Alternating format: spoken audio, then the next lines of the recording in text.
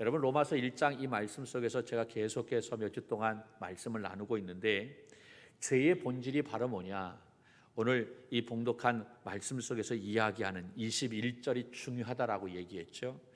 하나님을 하나님으로 여기지 못하는 것, 하나님의 하나님 되심을 거부하는 것이 바로 죄의 본질이다. 여러분, 하나님을 알아요. 그러면 하나님 앞에 영광을 올려야 됩니다. 할렐루야. 하나님의 은혜를 알아요. 그렇다고 하면 그 하나님의 은혜에 감사하는 삶이 되어야 합니다. 하나님을 아는데도 하나님 앞에 영광을 올리지도 않고 하나님의 은혜로 살아가고 있다라고 하는 사실을 알매도 불구하고 하나님 앞에 감사하지 않는 것, 이것이 바로 죄의 본질이다. 이 죄의 본질이 해결되지 않으면 우리는 계속해서 죄의 열매들로 우리가 가득할 수밖에 없다라는 이야기입니다. 이렇게 하나님의 되심을 거절하는 사람들에게 임하는 것이 바로 뭐다? 하나님의 진노다라고 말씀을 드렸어요. 그래서 지난주에는 하나님의 진노가 바로 뭐냐? 우리가 소위 말하는 그냥 때리는 것, 이것이 하나님의 진노가 아니라 오히려 때리는 것, 맞는 것이 하나님의 진노가 아니라 그것은 축복이다라고 하는, 정말 하나님의 가장 큰 진노는 바로 뭐냐? 내버려 두시는 것이다 라는 거예요. 정욕과 더러움에 내버려 두는 거예요. 부끄러운 욕심에 내버려 두는 거예요. 상실한 마음대로 내버려 두시는 거예요. 여러분, 하나님께서 이렇게 내버려 두시면 결과가 어떻게 되느냐? 망하는 거예요. 여러분, 오늘 말씀은 하나님께서 내버려 두실 때에 그 죄의 결과가 어떻게 되느냐, 하나님께서 내버려 두실 때 두 가지의 현상으로 그 결과가 나타나는데, 여러분, 그 첫 번째가 바로 뭐냐? 우상 숭배다라는 이야기입니다. 하나님이 내버려 두시면 결국은 그 심령은 어디로 빠지게 되어 있느냐? 우상 숭배의 삶으로 빠질 수밖에 없다라는 이야기입니다. 23절 말씀에 뭐라고 얘기합니까? 같이 볼까요? 23절 시작. 썩어지지 아니하는 하나님의 영광을 썩어질 사람과 새와 짐승과 기어다니는 동물 모양의 우상으로 바꾸었느니라. 썩어지지 아니하는 하나님의 영광을, 결국은 하나님 앞에 모든 영광을 올려드려야 되는데, 그런데 썩어질 사람과 새와 짐승과 그런 것에 영광을 올려드린다라고 하는 거예요. 우상 숭배의 삶을 이야기하고 있는 거예요. 성경은 우리 신앙인들이 우상 숭배하는 것에 대하여 엄히 경고하고 있는 것을 볼 수가 있습니다.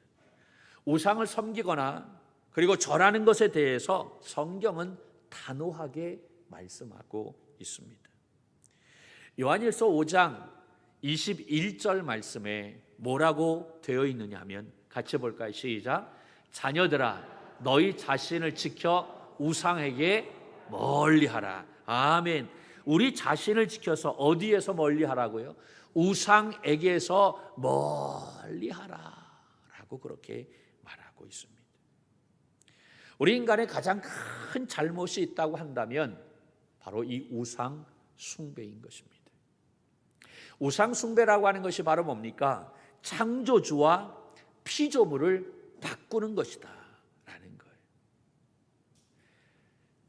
23절 말씀에 그랬잖아요. 썩어지지 아니하는 하나님의 영광을 썩어질 사람과 새와 짐승과 기어다니는 동물의 모양의 우상으로 어떻게 했다? 바꾸었다라고 이야기해요. 우상 숭배라고 하는 것은 바꾸는 거예요. 뭘 바꾸는 거냐? 창조주와 피조물을 바꾸는 거예요.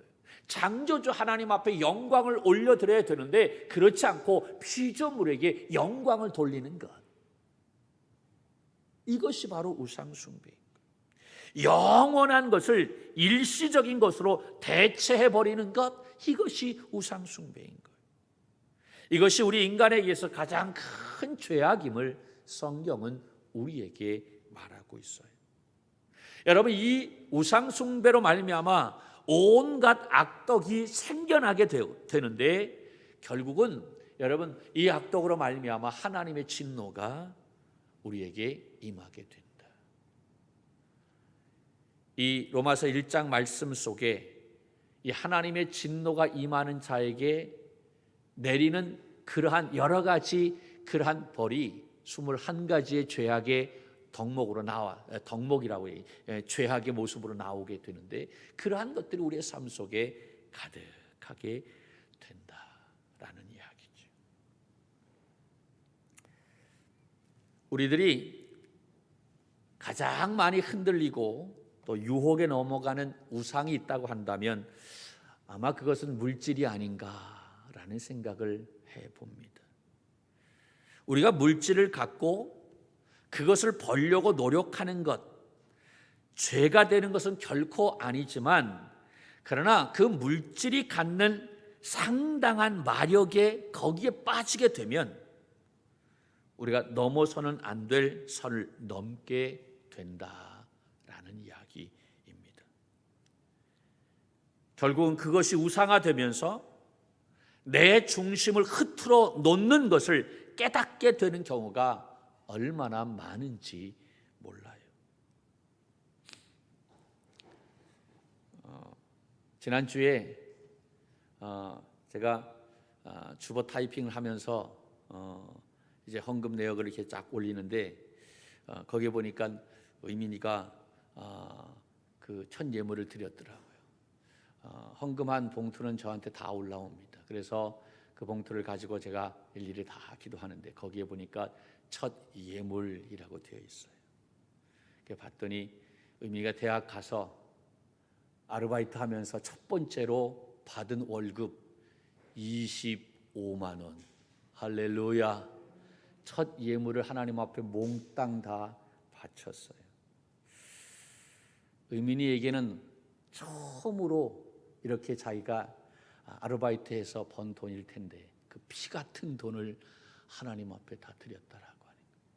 제가 그 봉투를 들고 기도하면서 하나님 100배의 축복을 허락하여 주옵소서. 그렇게 될 줄로 믿습니다. 할렐루야. 여러분 그거 어쩌면 아무것도 아닐 수 있어요. 그런데 이 첫 예물을 하나님 앞에 드린다 보통 믿음으로 할 수 있는 것이 아닙니다. 그것을 내가 몽땅 드린다 아무나 할 수 있는 것 아니에요. 누구만이 할 수 있느냐? 그 돈보다도 하나님이 더 커 보이는 사람만이 할 수 있는 거예요. 여러분 왜 우리가 돈 앞에 벌벌 떱니까? 온전한 11조를 하지 못하는 이유가 바로 뭡니까? 무엇이 더 커 보이기 때문에 그런 거예요. 돈이 더 커 보이기 때문에 그런 거예요. 하나님이 더 커 보여야 되는데 하나님이 큰 것이 아니라 돈이 크니까 우리가 돈 앞에서 벌벌 떠는 거예요. 그것이 우리의 삶의 우상이 되니까 그런 거예요. 이것이 없으면 안 되는데 이것이 없으면 내가 어려운데 아니 하나님 없으면 그것이 더 어렵고 하나님이 안 계실 때 그것이 우리의 삶이 엄청나게 어렵다라고 하는 것을 깨달아야 되는데 그것이 아니라 돈에 매여 사는 우리의 모습이다라고 하는 거지. 10,000원 중에 1,000원 드리는 거 그거는 거의 다 합니다. 그런데 100만 원 중에 10만 원 드리는 거 좀 떨려요. 1,000만 원 중에 100만 원 드리는 것 이것은 보통 믿음으로 할 수 있는 것이 아닙니다. 단위가 커지면 커질수록 그만큼 요구되는 것이 바로 뭐냐? 믿음이다라고 하는 거예요. 저는 여러분의 믿음이 이 세상이 감당하지 못하는 그러한 큰 믿음의 사람이 되기를 축복하며 기도합니다. 할렐루야. 우리가 크신 하나님을 경험하게 된다면 이 세상과 돈 그건 아무것도 아니다라고 하는 것을 느끼게 되는 줄로 믿습니다. 하나님을 하나님으로 경배할 수 있는 믿음의 사람. 하나님은 그러한 사람에게 하늘의 복과 땅의 기름짐으로 넘쳐나게 해 주시는 줄로 믿습니다. 존귀한 자로 세워주시는 줄로 믿습니다. 그러한 우리 믿음의 청지기들이 되기를 주님의 이름으로 간절히 축복합니다. 두 번째로 나타나는 저의 결과가 바로 뭐냐? 하나님이 내버려 두실 때 두 번째로 빠지게 되는 것이 바로 뭐냐면 동성애입니다. 요새 이 말을 잘못했다가는 여러 가지 많은 어려움을 당할 수 있어요. 그런데 여러분 성경에 그렇게 나와 있어요. 오늘 26절, 27절 말씀 이야기합니다. 같이 볼까요? 26절, 27절 시작. 이 때문에 하나님께서 그들을 부끄러운 욕심에 내버려 두셨으니, 자, 그 내버려 두셨다. 지난주에 내버려 두셨다 다 줄쳤죠. 내버려 두셨더니 어떻게 되어졌느냐? 그 다음서부터 읽겠습니다. 시작. 곧 그들의 여자들도 순리대로 쓸 것을 바꾸어 영리로 쓰며 그와 같이 남자들도 순리대로 여자 쓰기를 버리고 서로 향하여 음욕이 부릴 듯하매 남자가 남자와 더불어 부끄러운 일을 행하며 그들의 그릇 때문에 상당한 보응을 그들 자신이 받았느니라. 아멘. 아멘.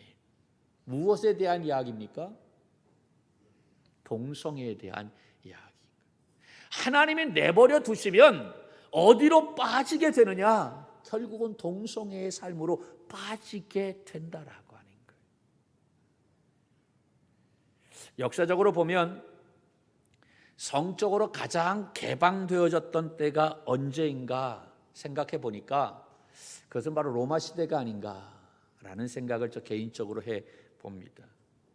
그 시대는 한마디로 음란의 극치였어요. 음란의 절정이었다라고 이야기할 수 있습니다. 여러분, 그 엄청났던 로마가 결국은 어떻게 되어졌습니까? 망했어요. 영원할 것 같았던 나라였는데 결국은 그 음란의 극치로 가다가 결국은 어떻게 되어졌어요? 다 망했다라고 하는. 창세기 19장에 나오는 소돔과 고모라 여러분 아시죠? 그 소돔과 고모라가 망했던 이유가 바로 뭡니까? 동성애였다. 그 일로 인해서 하늘에서 불이 떨어져서 심판을 받게 되어졌는데 19장 24절 말씀에 보면 유황불이 비처럼 쏟아졌다라고 그렇게 이야기하고 있어요. 그만큼 하나님이 그것을 싫어하신다라는 이야기죠. 지금 우리나라에서는 포괄적 차별금지법에 대한 이 문제가 국회에 계류 중에 있어요. 몇 년 전서부터 계속 이것의 문제가 되는데 우리 기독교에서 이것을 반대하고 있어요. 많은 사람들이 이야기합니다. 이 포괄적 차별금지법 굉장히 좋잖아요.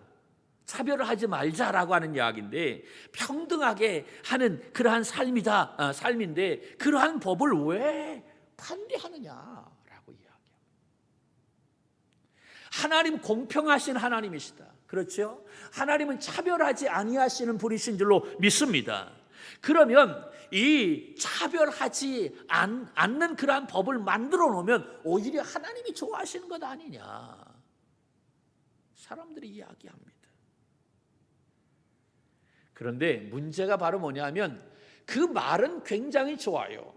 포괄적 차별금지법 굉장히 아주 좋아요. 그런데 거기에 뭐가 문제냐면 그 속에 동성애가 포함이 되어 있고 양성애가 포함이 되어 있다라는 이야기예요. 만약에 이 동성애에 대한 이야기를 하거나 양성애에 대한 문제를 이야기할 때 그 법이 통과가 되어지면 저는 감옥에 갈 수도 있고 엄청난 벌금을 맞을 수밖에 없어요. 동성애가 뭡니까? 동성애 상대에게 감정적 사회적, 성적인 이끌림을 느끼는 것, 그것이 동성애지요. 남자와 남자가 결혼하고 여자와 여자가 결혼하고.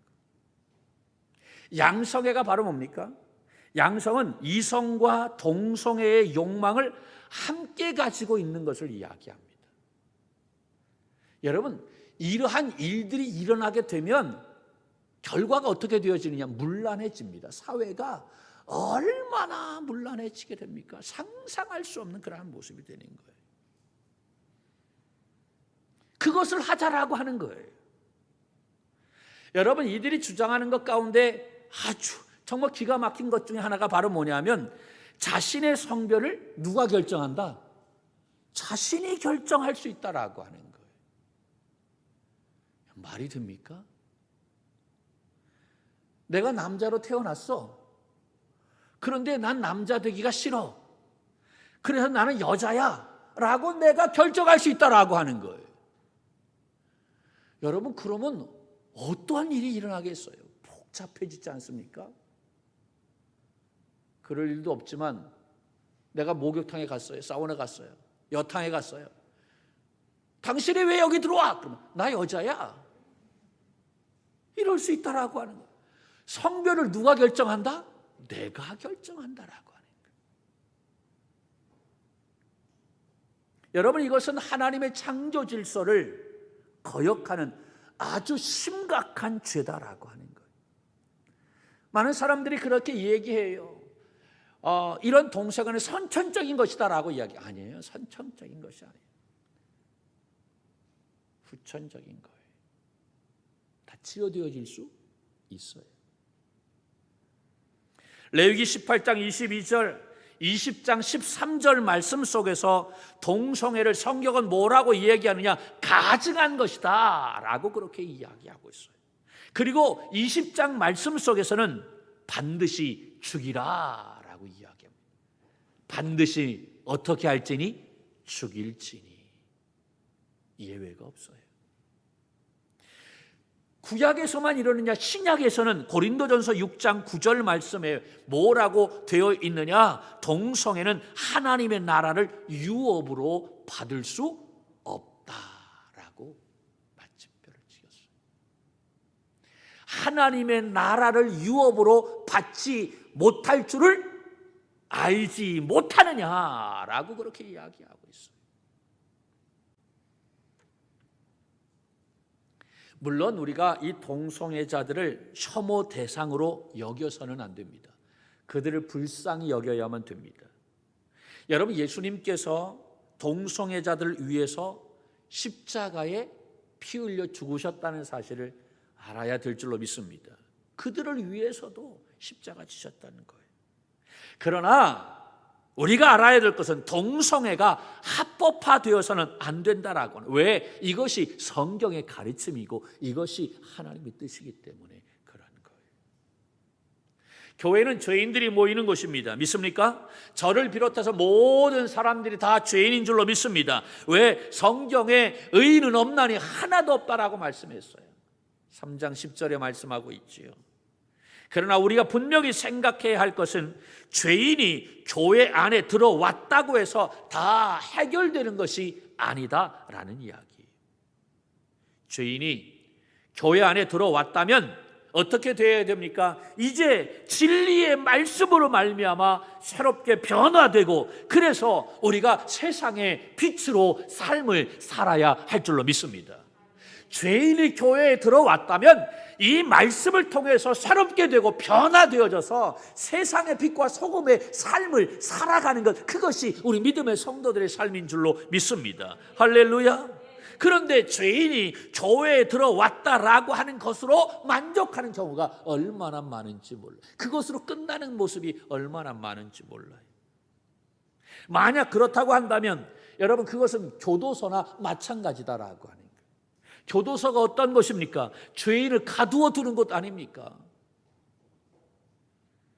그런데 지금 교도소는요, 죄인을 가두어 두는 것뿐만 아니라 그들을 교정시키는 역할까지 하고 있어요.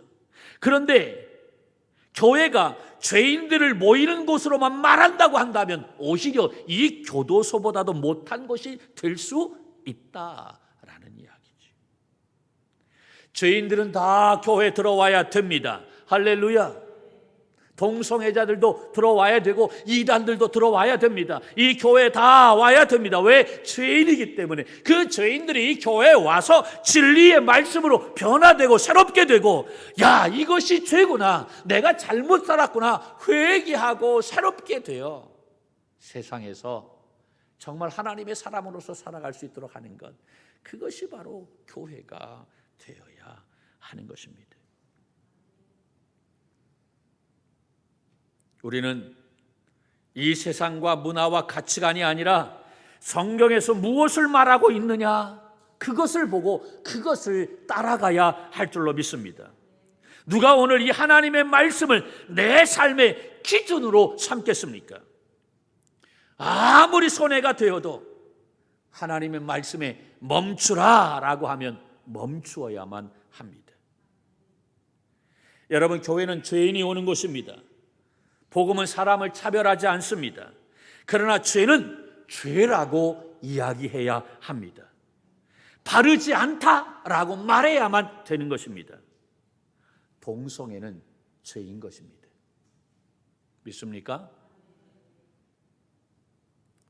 이렇게 죄의 결과는 오늘 이 말씀 속에서 어떠한 현상으로 나타나느냐?